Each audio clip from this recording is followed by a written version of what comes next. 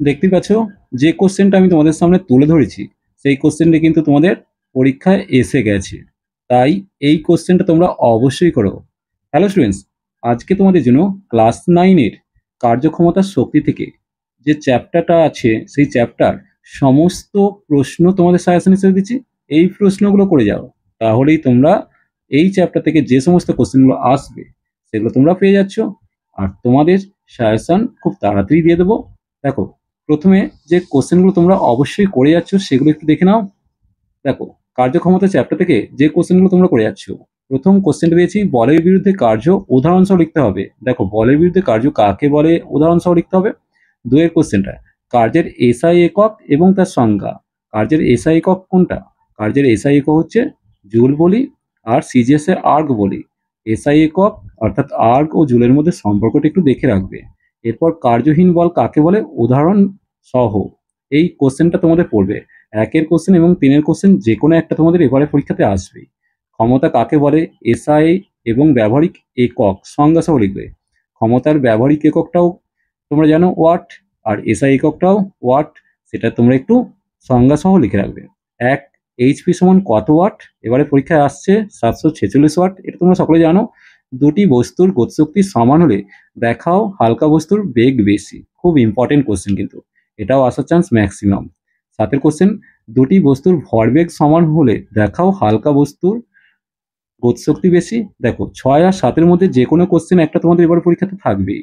এরপর 8-এর কোশ্চেন যান্ত্রিক শক্তির নিত্যতা সূত্র লিখতে হবে। যান্ত্রিক শক্তির নিত্যতা সূত্র লিখে এবং দেখাও অবাধে পতনশীল বস্তুর যান্ত্রিক শক্তির ধ্রুবক। এই যে 8-এর কোশ্চেন, এই 8-এর কোশ্চেনটা কিন্তু তোমাদের এবারে পরীক্ষাতে আসবেই। এটা 100% কমন আমি তোমাদের দিলাম। তোমাদের ভিডিও শুরুতেই যে কোশ্চেনটা বলেছি সেটা তোমাদের দেখিয়ে দিচ্ছি, তোমরা একটু দেখে নেবে। তার জন্য তোমরা ভিডিওর শেষ পর্যন্ত দেখতে থাকো। এখানে দেখো, ভরবেগ ও গতিশক্তির সম্পর্ক লিখতে বলেছে, অথবা পি সমান √2m কে প্রমাণ করতে বলেছে। দেখো, যে কোনো একটা পড়বে। 9-এর যে কোশ্চেনটা দিয়েছি এটা দুভাবেই আসতে পারে। আর 10-এর কোশ্চেন দেখাও যে ক্ষমতা সমান বল গুণিত বেগ। শুধু এখানে থেমে থাকলে হবে না, এখান থেকে বেশ কিছু 2 নম্বরের অঙ্ক আসবে, সেগুলোও তোমাদের সলভ করে নিতে হবে। তাই গাণিতিক সমস্যা নিয়ে তোমাদের এক্ষুনি আলোচনা করে দিচ্ছি। 5টা মাত্র গণিত করে যাও, তাহলে এই চ্যাপ্টার থেকে যে গণিতগুলো আসবে সেগুলো তোমরা কমন পেয়ে যাবে। দেখো, একের যে অঙ্কটা দিয়েছি, 1 কেজি ভরের বস্তু 2 মিটার/সেকেন্ড বেগে ধাবমান হলে গতিশক্তি কত হবে? এটা খুব সহজে ক্যালকুলেশন তোমরা করে নিতে পারবে। দেখো, গতিশক্তির রাশিমালা কি? Half M V square. তো হাফ এম ভি স্কোয়ার তোমরা সহজে হাফ গুণিত এম এর মানটা 1 বসে দাও, আর গতির বেগ কত? 2 হচ্ছে, 2 স্কোয়ার করে দিলাম, তাহলে সমান দিয়ে হাফ গুণিত 4 পাচ্ছি। 2 দিয়ে কাটলে 2, কত হবে? 2 জুল হবে। এটা দেখো সহজ অঙ্ক, খুব তোমরা সহজেই পারবে এই অঙ্কটা। দেখো, একটু সাইডে চলে গেছে, তোমরা ক্যালকুলেশনটা একটু দেখে নাও। এরপর দেখো, 2-এর যে অঙ্কটা দিয়েছি, 10 গ্রাম ভরে একটি বুলেট 400 মিটার/সেকেন্ড বেগে গতিশীল হলে বুলেটের গতিশক্তি সেই একই জিনিস। এখানে শুধু তোমরা একটু খেয়াল করো, 10 গ্রাম দিয়েছে, তাহলে প্রথমেই তোমরা কি করে দেবে, 2-এর যে অঙ্কটা ক্যালকুলেশন করবে, 2-এর অঙ্ক দাগ দিলাম। এম সমান তোমাকে দিয়েছে 10 গ্রাম, তুমি সঙ্গে সঙ্গে 10 বাই এটাকে 1000 করে কেজিতে কনভার্ট করো, পেয়ে যাচ্ছ 1/100 কেজি। এরপর দেখো, এম এর মানটা পেয়ে গেলে তোমার ভি এর মানটা 400 মিটার/সেকেন্ড আছে, তাহলে ভি সমান 400 মিটার/সেকেন্ড আছে। তাহলে এখানে গতিশক্তি কত হবে? ই কে সমান হাফ এম ভি স্কোয়ার, সমান দিয়ে হাফ গুণিত 1/100 গুণিত 400-কে দুবার লিখে দাও, যেহেতু ভি স্কোয়ার আছে।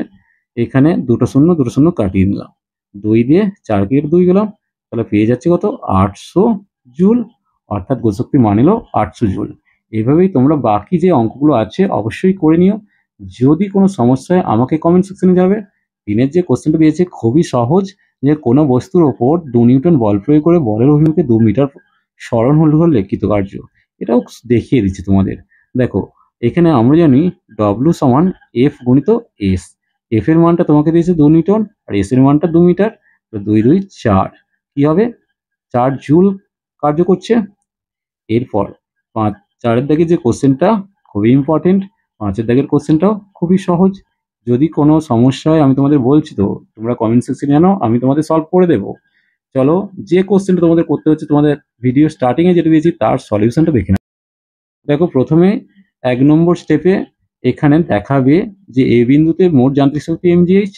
এরপর 2 নম্বর পার্টে যেটা আসছে, যেহেতু ডি দূরত্ব নেমে এসেছে বি বিন্দুতে, তাহলে সেক্ষেত্রেও যান্ত্রিক শক্তি যে mgh সেটা ক্যালকুলেশনটা দেখে নাও। এরপর 3-এর পার্টে যেটা আসবে, ভূমি স্পর্শ করার ঠিক আগের মুহূর্তে মোট যান্ত্রিক শক্তি কত mgh সেটা তোমরা দেখে নাও। এই রইলো এই চ্যাপ্টার থেকে সাজেশন, এগুলো করে যাও, তাহলে তোমরা 100% কমন পাবেই। ফুল সাজেশন খুব শীঘ্রই নিয়ে আসছে।